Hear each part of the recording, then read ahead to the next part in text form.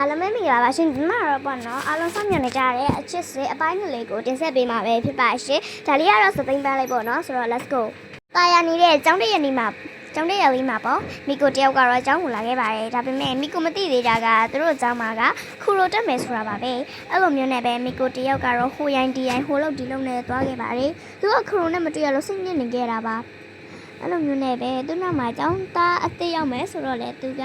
သူ့ရဲ့ခုနကထုတ်လာတဲ့မုတ်ကိုပေးထားလိုက်ပါတယ်ပြီးလေးပြီးရောဒီဘက်ကိုပြန်လာရတာပေါ့အဲ့လိုနဲ့ပဲခူရိုတယောက်ကလည်းအလုပ်တွေအရှုပ်တွေလုပ်နေကြပါတယ်ပြီးလေးပြီးရောခူရိုတယောက်ကလည်းသူ့ရဲ့ခွေးချက်ကလေးကိုမုတ်သွေးပြီးရောဒီဘက်ပြန်လာရပါတယ်အဲ့လိုမျိုးနဲ့ခွေးချက်ကလေးနဲ့နှုတ်ဆက်ခဲ့ပါတယ်ဒါပေမဲ့လည်းခူရိုမသိသေးတာကသူတက်မယ်ကျောင်းတက်ကတော့မီကိုတို့ကျောင်းဆိုတာပါပဲမီကိုတို့ကတော့အရန်ကိုတကြွနေကြပါတယ်ဘာလို့လဲဆိုခူရိုကသူတို့ကျောင်းတက်မယ်လို့ပြောခဲ့ပြီးမဲ့လည်းအခုလည်းမလာသေးပါဘူးဒါကြောင့်မလို့မီကိုကလည်းစိတ်ညစ်နေခဲ့တာပါခူရိုကတော့ကျောင်းတော့ကြာနေပါပြီ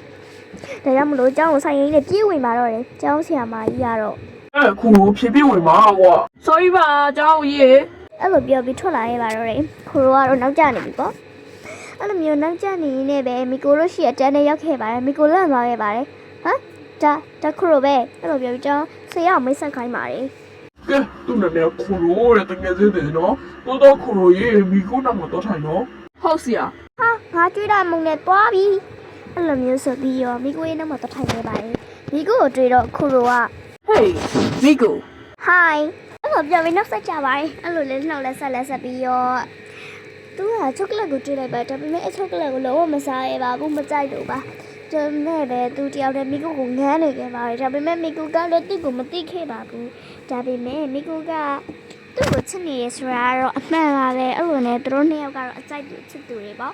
အဲ့လိုမျိုးနဲ့ပဲသူတို့နှစ်ယောက်ဟာဟိုရွှေ့တီရွှေ့လုံးနေခဲ့တယ်မီကိုကလည်းဒီတိုင်းထိုင်နေခဲ့တာလေအဲ့လိုနဲ့နောက်ကနေစကားပြောနေခဲ့ပါတယ်ဒါပေမဲ့မီကိုမကြားရပါဘူး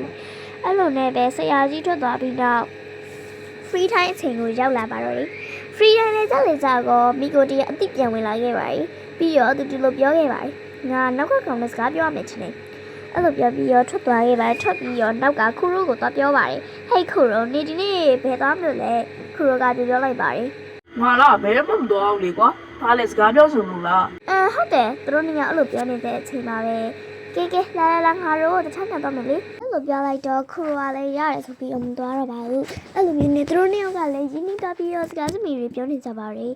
ဘာညာဘလို့တွေဖြစ်တယ်ဘလို့တွေဟာတွေဘလို့တွေလုပ်တယ်ဘလို့တွေစားတယ်ဘလို့တွေတောက်တယ်အဲ့လိုမျိုးတွေပြောနေကြပါတယ်အဲ့လိုမျိုးလည်းကြောက်လဲကြောက်ခိုးနဲ့သူနဲ့ပိုရှင်းနေသွားတာပေါ့ဒါပေမဲ့လည်းညမောင်နဲ့ဒီသူတို့စကားပြောနေမှသူတို့မသိရပါဘူးအဲ့လိုနဲ့ညမောင်တော့သူတို့နှစ်ယောက်ကလည်းလက်ပြီးအိမ်ပြန်ဖို့ကိုဒီကိုတယောက်ကြောက်သွားခဲ့ပါတယ်ဒီအိမ်ပြန်ကဘယ်လိုလုပ်ရမလဲငါကြောက်တယ်ခူရိုကရတယ်ဆိုပြီးတော့သူ့ကိုလိုက်ဖို့ခိုင်းပါတယ်အဲ့လိုနဲ့ကျမကလည်းအဲ့လိုနဲ့မီကိုကလည်းခူရိုနောက်ကိုလိုက်သွားခဲ့တာပေါ့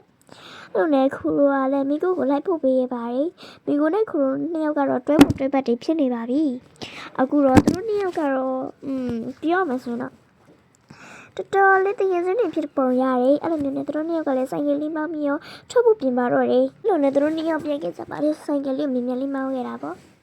့အဲ့လိုမျိုးနဲ့ဆိုင်ကယ်လေးကိုမြင်လေးမောင်းတော့ခဲ့ပါတယ်တော်လေးလည်းမြင်ပါတယ်ခူရိုဆိုင်ကယ်ကအဲ့လိုလေးလည်းမြင်ပြီးတော့မီကိုနဲ့ခူရိုကနှုတ်ဆက်လိုက်ပါတယ်ဘိုင်ခူရိုအဲ့လိုပြောပြီးတော့မီကိုကတော့ဆင်းသွားခဲ့ပါတယ်အဲ့လိုမျိုးနဲ့ပဲမီကိုခူရိုကလည်းဒီတိုင်းပြန်သွားခဲ့ပါတော့တယ်ဘာလို့လဲဆိုလို့ရှိရင်မီကိုနဲ့ခူရိုနဲ့ကအကြိုက်ဆုံးသူကြိုက် crush နေကြတာလေးတယောက်နဲ့တယောက်ပေါ့အဲ့လိုမျိုးနဲ့သူတို့နှစ်ယောက်ကလည်းဒီတိုင်းဖြစ်သွားခဲ့တယ်ခူရိုကလည်းကောင်းကောင်းမွန်မွန်လေးပဲအိမ်ပြန်သွားခဲ့တာပေါ့အဲ့လိုနဲ့ခူရိုကတော့အေးဆေးလေးပါပဲအဲ့လိုနဲ့သူ့အိမ်ကိုလိုက်ရှာနေခဲ့ပါတယ်နောက်ဆုံးတော့သူ့အိမ်ကိုတွေ့ခဲ့ပါပြီကျောင်းသားမှာနေပါတယ်အဲ့လိုနဲ့ခူရိုကအမှနေပြီးတော့ကျောင်းထဲကိုဝင်သွားခဲ့ပါတယ်ကျောင်းထဲအိမ်ထဲကိုဝင်ပြီးရောမီကိုကလည်းပြန်ပြီးထွက်လာခဲ့ပါတယ်မပေါ့မှားလို့စိုက်နေပြိတ္တကြီးမီကိုကလည်းဒီကိုလာခဲ့ပါတယ်ကျမတို့နေကြလို့ရှိရင်ကျမတို့ပန်းစဲကျောင်းလေးတင်ဖို့ရှိပါတယ်ရှင်အပိရဲ့သူလေးတွေအတွက်လည်းကျမတင်မိမယ်ပေါ့နော်ဆိုတော့ let's go အဲ့လိုမျိုးနဲ့ပဲမီကိုတီးအေးစစ်လေးပြီးလဲပြီးရောကိုရိုအကြောင်းတွေတွေးနေခဲ့ပါတယ်အဲ့လိုတွေးနေနဲ့တခုကိုသတိရမိသွားခဲ့တယ် ငါတခုတတိယပြီဆိုပြီးတော့လှလှပပအင်ဂျီလေးတွေဝစ်ပြီးတော့မနေ့ပြန်စနေနေ့ကြောင်းပေးရဲဆိုတော့ခူရိုရှိကိုသွားဖို့ပြင်ဆင်ခဲ့ပါတယ်အဲ့လိုမျိုးနဲ့သူကအေးအေးဆေးဆေးလေးမော်ဒယ်လေးရှောက်ပြဟာပေါ့ဘာလို့လဲဆိုလို့ရှိရင်သူ့ကိုခူရိုကျွေးအောင်ပါအဲ့လိုမျိုးနဲ့ရှောက်ပြနေခဲ့ပါတယ်အဲ့လိုမျိုးရှောက်ပြနေရင်းနဲ့ပဲဟိုတော့ဒေတာလုပ်နေခဲ့တာပေါ့အဲ့လိုမျိုးလုပ်နေရင်းနဲ့ပဲသူကတခုကိုစဉ်းစားနေခဲ့ပါတယ်ငါကခူရိုစိတ်ရကမှလေးဆိုရင်တော်တော်ကြမ်းပါပဲဆိုပြီးတော့ခူရိုမလာခင်၄နိုင်အလိုမှာသူကဒီတိုင်းလေးနေခဲ့ပါတယ်ပြီးတော့ခူရိုအိမ်ကိုသွားဖို့အစံတွေထုတ်နေရတာပေါ့သူကို print တီလို့ကူညီရဲ့အနေနဲ့ပေါ့အဲ့လိုမျိုးနဲ့မနက်မိုးလင်းသွားခဲ့တယ်မနက်မိုးလင်းတာနဲ့လွဲကိုကောက်ကင်ပြီးတော့ခူရိုအိမ်ကိုသွားပါတော့တယ်ခူရိုကအင်ဂျီလေးပြီးတောင်တော့မသိပါဘူး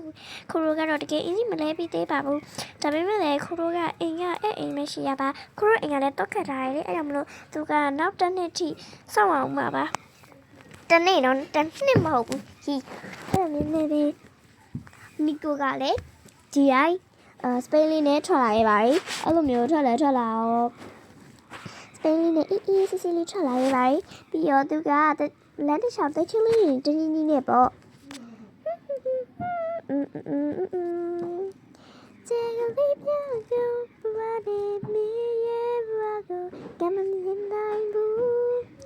အဲ့လိုလေးတင်းကြီးနဲ့ညွန့်လုံးနေတော့သူ့အိမ်ကိုရှာနေခဲ့ပါတယ်ခုတော့အိမ်ကဘာမှတော့ဟာအဲ့လိုပြောနေခဲ့ပါတယ်အဲ့လိုမျိုးနဲ့ပဲရှောက်ပတ်သွားနေခဲ့ပါတယ်အဲ့လိုနဲ့တခြားအိမ်ခရိုအိမ်ထင်ပြီးဒီဘက်ကိုကိုချပလိုက်ပါတယ်တကယ်လည်းမှန်သွားပါတယ်ခရိုအိမ်မှာအဲ့လိုနဲ့သူကရဲရောက်ချင်းပဲခရိုကိုဆင်းသွားကြုံပါတယ်ခရိုနေပါလို့ဒီမနေနေရလဲလို့ပြောလိုက်တော့ခရိုကဒီလိုပြန်ပြောပါတယ်သူ့မှာအိမ်မရှိဘူးပေါ့ဒါပေမဲ့ဒီအိမ်ကတော့သူ့ရဲ့အိမ်ဆုံးအိမ်ကတော့မခက်ရသေးလို့ပြောလိုက်ပါတယ်အဲ့လိုနဲ့ခရိုကသူ့ကိုမျက်စိမိတ်ပြတော့သူလည်းရှက်သွားခဲ့ပါတယ်အဲ့လိုနဲ့ခရိုကိုသူကသူ့စပိန်မှာတင်မပြောခဲ့ပါတယ်အဲ့လိုပြောပြီးခူရိုကလည်းလက်ခံခဲ့ပါတယ်အဲ့လိုနဲ့ပဲမီကိုနဲ့ခူရိုနှစ်ယောက်ကတော့စပိန်တူတူစီရတော့မှာပေါ့ဒါကြောင့်မီကိုကလည်းအရင်ပြနေခဲ့ပါတယ်အဲ့လိုမျိုးနဲ့ပဲခူရိုကိုမီကိုရဲ့စပိန်မိုလေးကိုတင်ပြီးတော့ထွက်သွားခဲ့ပါတယ်မီကိုကတော့တကယ်ကိုချစ်ဖို့ကောင်းတဲ့ကောင်မလေးပါဒါပေမဲ့လည်းခူရိုရဲ့အသေးကတော့သူ့ထက်သားတဲ့မင်းကလေးကြောက်ကိုတွေ့သွားတဲ့အတွက်ကြောင့်မလို့ခူရိုကတော့သူ့ကိုတိတ်ပြီးမချစ်နိုင်တော့ပါဘူးဒါပေမဲ့ခူရိုကသူ့ကိုတကယ်ချင်းလိုပဲပေါင်းတာပါ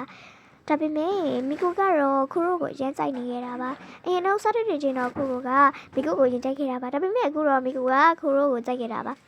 အဲ့လိုမျိုးနဲ့သူတို့နှစ်ယောက်ကလည်းဒီတိုင်းသွားနေခဲ့ပါတယ်လောက်သွားနေနေပဲမီကိုကခူရိုကိုခေါ်လာခဲ့ပါတယ်သူ့အိမ်ကိုပေါ့အဲ့လိုမျိုးနဲ့ပဲသူက print ထုတ်ဖို့အကြောင်းတွေကိုပြောပြီးတော့ဒီဘက်လာခဲ့ပါတယ်ခူရိုနဲ့သူ့ရဲ့ခူရိုနဲ့မီကိုတို့နှစ်ယောက်ကတော့အရန်ကျဘက်တဲ့ဆုံးသက်လေးလို့လည်းပြောလို့ရပါတယ်အဲ့လိုနဲ့ခူနဲ့မီကိုတို့နှစ်ယောက်ကတော့အရင်ကိုအသင်းလဲတူတယ်လीအဲ့ကြောင့်မလို့ပေါ့